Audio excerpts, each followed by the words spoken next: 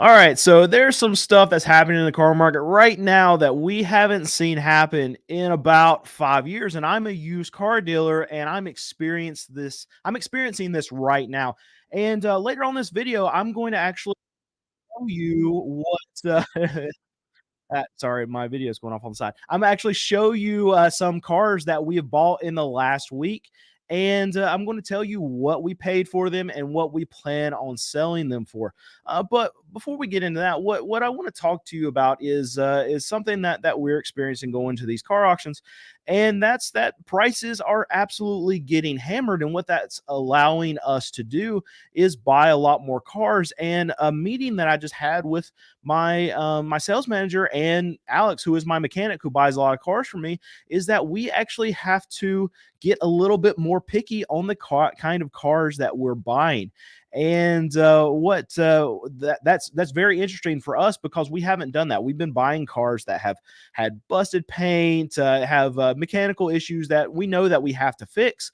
And now we're going into a market where, okay, we don't have to stretch and buy these kind of cars anymore. Now I'm a car dealer. We sell cars that are $5,000 and under. That's our niche. So in the last 4 or 5 years, we've had to really widen what we bought because these cars just really haven't been out there. Now, before the pandemic went on, before all these supply crunches were going on, we could go to just a couple sales and we could buy 20, 25, 30 cars from just a couple sales. We could even be picky on what we were buying to be able to sell for our niche, and only buy the cars that we really didn't have to spend a whole lot of time and a whole lot of money on.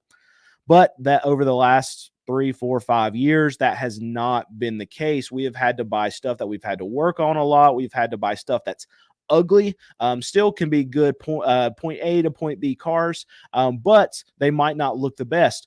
And we're getting to a phase now where we can really tighten up on what we're buying, and we don't have to buy necessarily the ugliest of the ugly stuff, because a lot of these other car dealers, what we're finding is there's not a ton more inventory that's coming into the market on the used car side because a lot of these new car dealers still aren't selling a lot.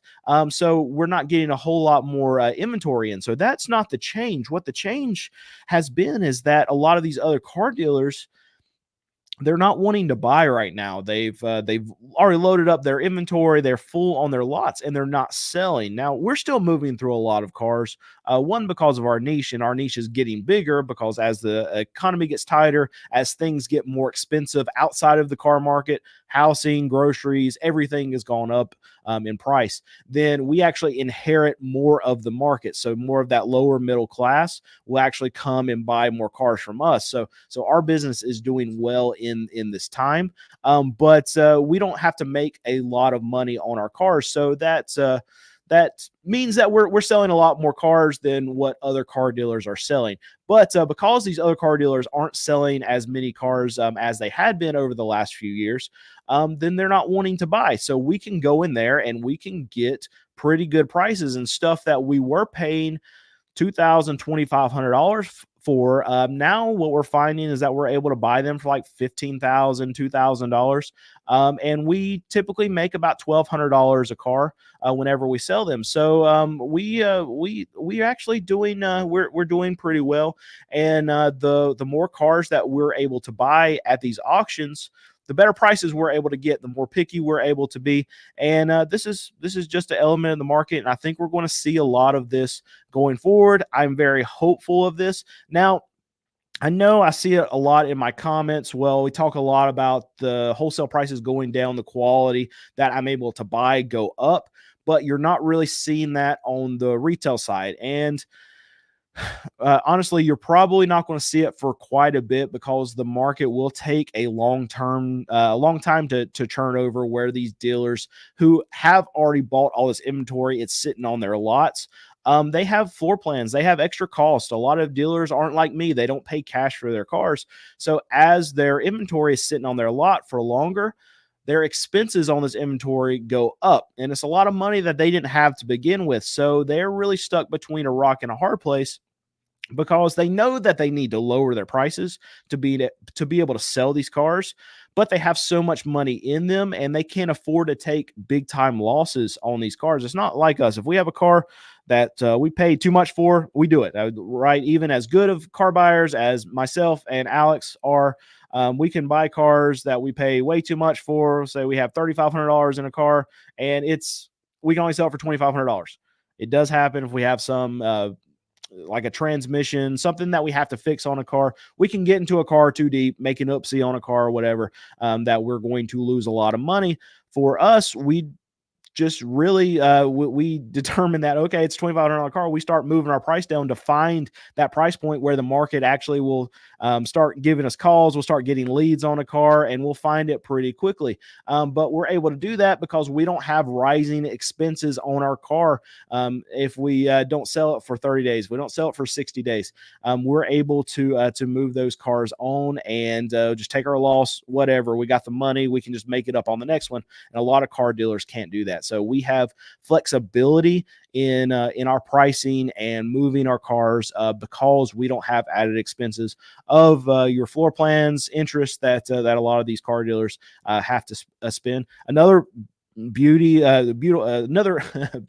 another good thing about our niche too is the cars that we're buying, obviously they're cheap. So if we have to take a haircut on a car, usually it's in the form of $1,000-$1,500 that we're going to lose on it. But a lot of car dealers, if they're buying $20,000 cars, and if they have some kind of big time transmission, big time motor work, something that's not covered by manufacturer warranty, then they're not going to lose like $1,000-$1,500. They're going to lose $4,000 or $5,000 on those cars, and it's not something they can just dump back at the auction, because independent dealer cars, they don't bring any money at these auctions. Dealers like myself, we would rather buy cars from a franchise dealer because we know that they are trade-in vehicles, and that's the kind of cars we want to buy. So if I walk by an independent car dealer car at the auction, I'm just walking on past it. I don't want to have anything to do with that car. I don't want to bid on it. I know if they couldn't sell it on their lot,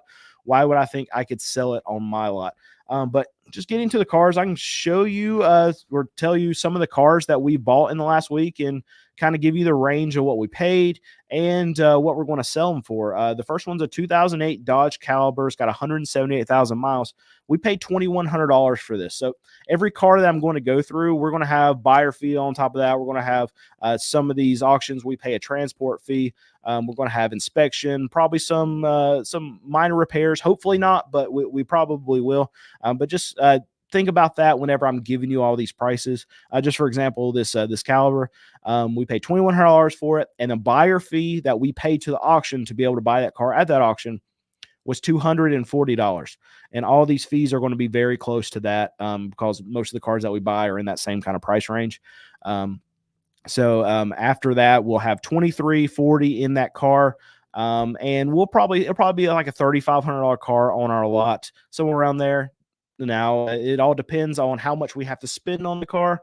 Obviously, if we have to do $500 repair on it, then that price is probably going to go close to $4,000 because we price our cars off what we buy them at the auction. So if we get a really good deal on the car, then we want to make it to where our buyer also gets a really good deal. So it should be about $3,500 on that car. Hopefully, we don't have to do too much to it. We bought a 2010 Subaru Outback. We like buying Subarus a lot. Paid $2,400 for it. It'll probably be probably a $4,000 car for us. We can sell this pretty easily. We bought a 2004 Toyota Sienna. I love Siennas. Toyota's best cars you can buy. So anytime we see a Toyota Sienna, Camry, Corolla, anything like that, we are going to try to buy it.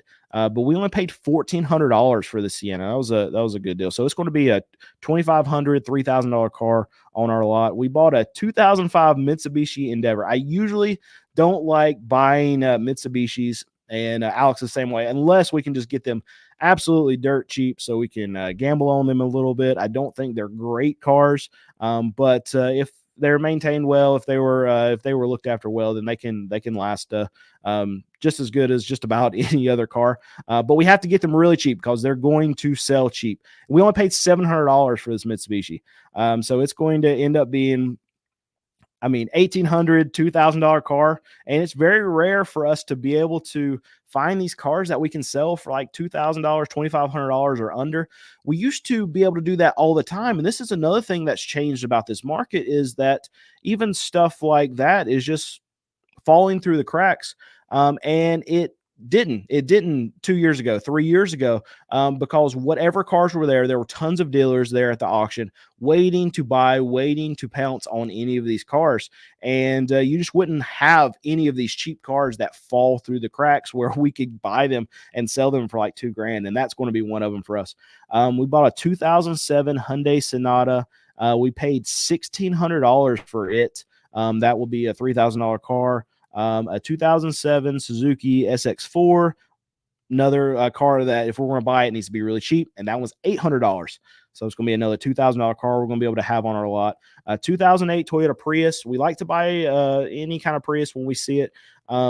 Usually don't buy a lot of hybrids, but for whatever reason, Toyota did a very good job on the Prius that they I mean, the batteries, they seem to last forever. We can see them at these auctions. They have 200, 300,000 miles, and the battery is absolutely fine. So if we see a hybrid in another model, like give an example, like a Honda Accord, like I won't buy a Honda Accord hybrid because those batteries did not hold up. And if we end up having to repair a battery in one of those, it makes it to where we just can't make money on the car. But the Prius, we've never had an issue. We've bought quite a few of them.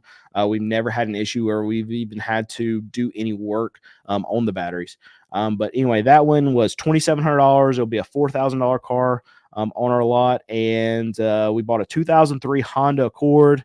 Love Accords. $1,900. It'll be probably $3,500 car. And a 2010 Hyundai Sonata. That one only had 148,000 miles. Wow. And we paid $800 for it. So that will be it.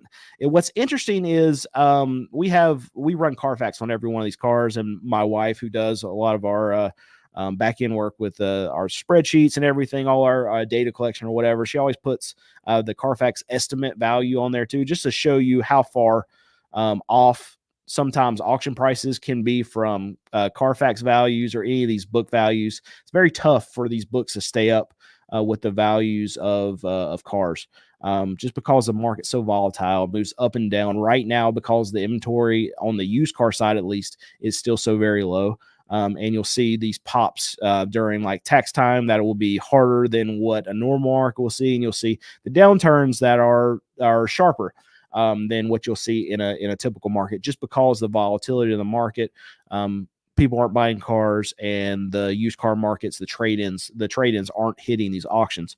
That's going to keep inventory, at least on the used car side, very low for the foreseeable future. But we only paid $800 for that car, and the Carfax value is estimated at $4,400.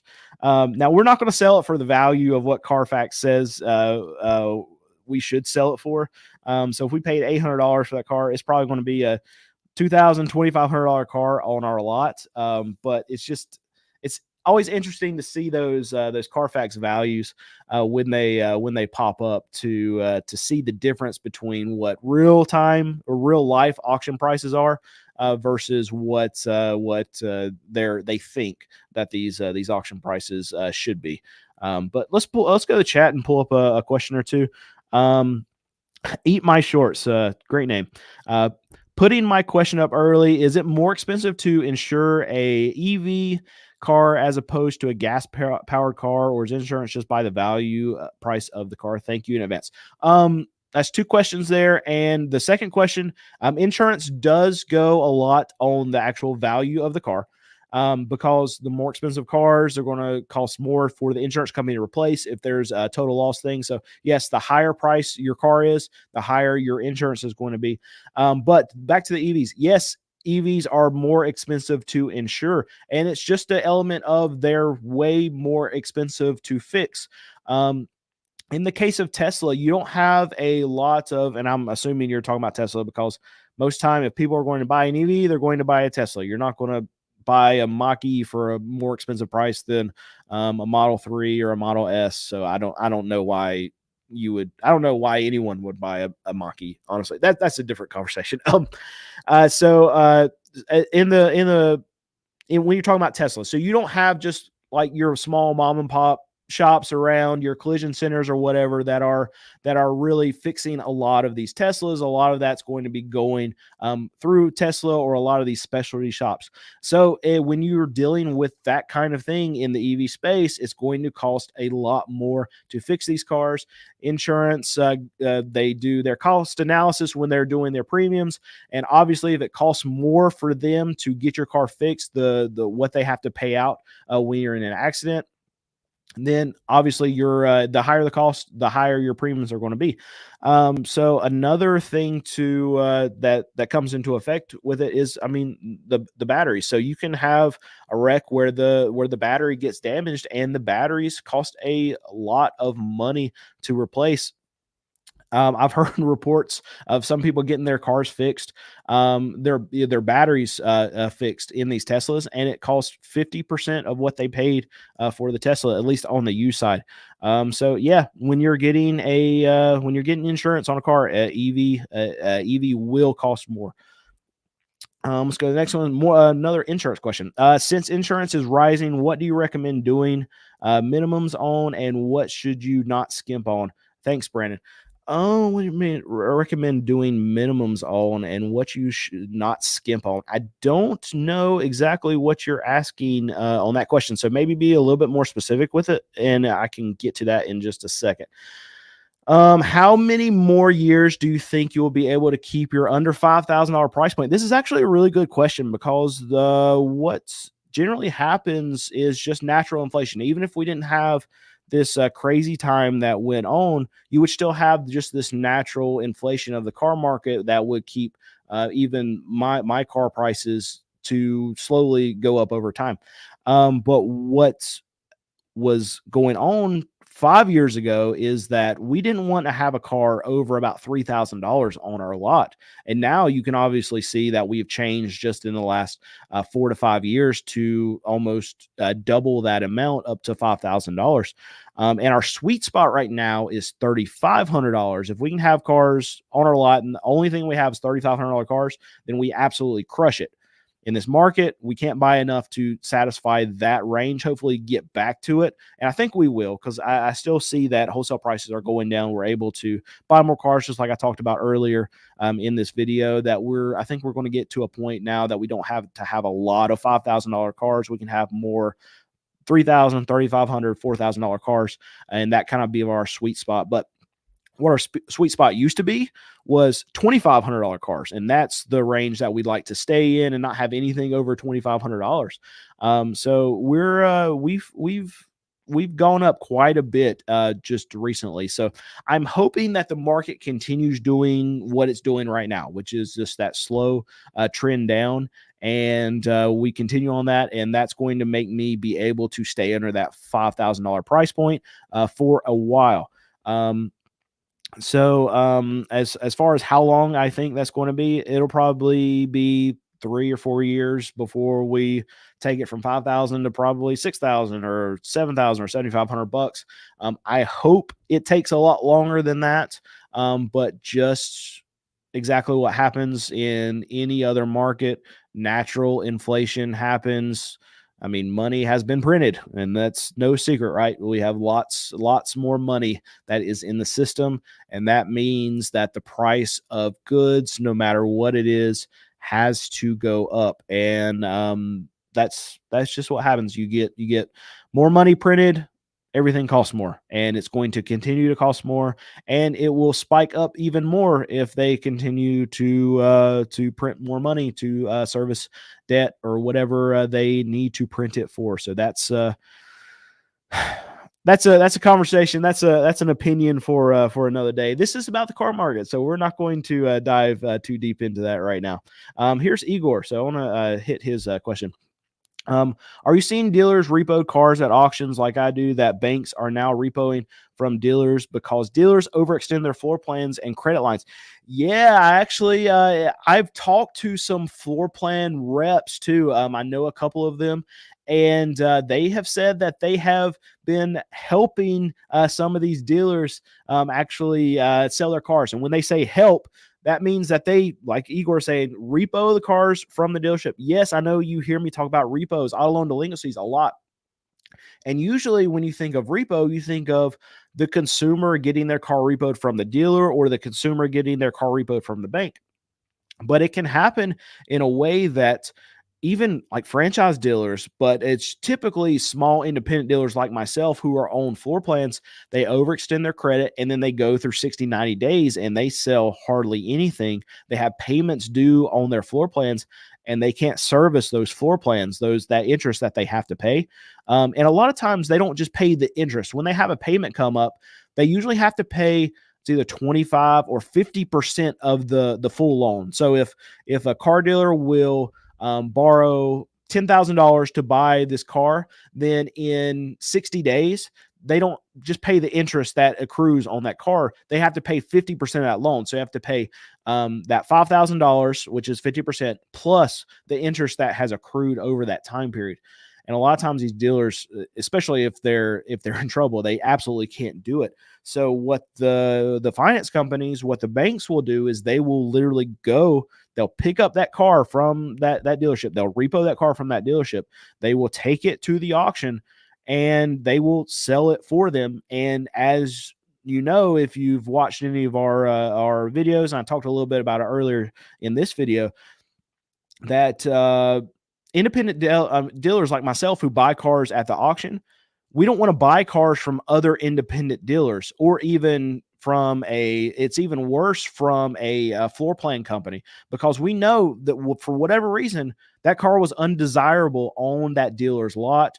It was not fixable. Something made that car sit on that dealer lot for 60, 90 days without selling. So I don't want to buy on that car. So I'm not even bidding on it. I'm not even looking at it. I'm not checking it out before if I see that name on it, I'm walking right by it. So other dealers are doing the same thing that I'm doing. So that means that car is going to bring way less money than your average trade-in from a franchise dealer. And when that car sells, because that floor plan company, they're just trying to get money out of the car. They're not holding on to those cars. They're going to dump them. It's not going to be this if bid phone call thing where they negotiate after the fact. It's not going to be a no sell on that car. It's going to be sold. It's going to be sold that day. So that dealer that owes on that floor plan, they are responsible for the difference on that car. So yes, we are seeing more of that. There are a lot of dealers that are in trouble. They extended themselves too much.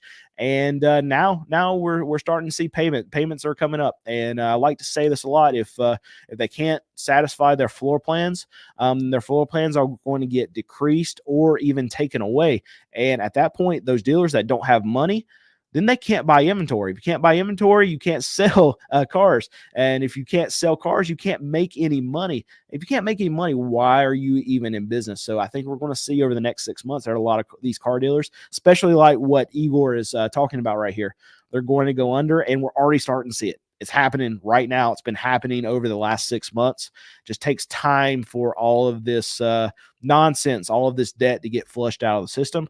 And it's coming, and we're seeing it happen right now. Igor is seeing it as his car auctions. I'm seeing it at my car auctions, and there's more of it. And just like consumers are spiking on their car loan delinquencies, their repos, so are car dealers. But thank you for watching this video. If you haven't already, subscribe to this channel, like this video, and I hope you have a great rest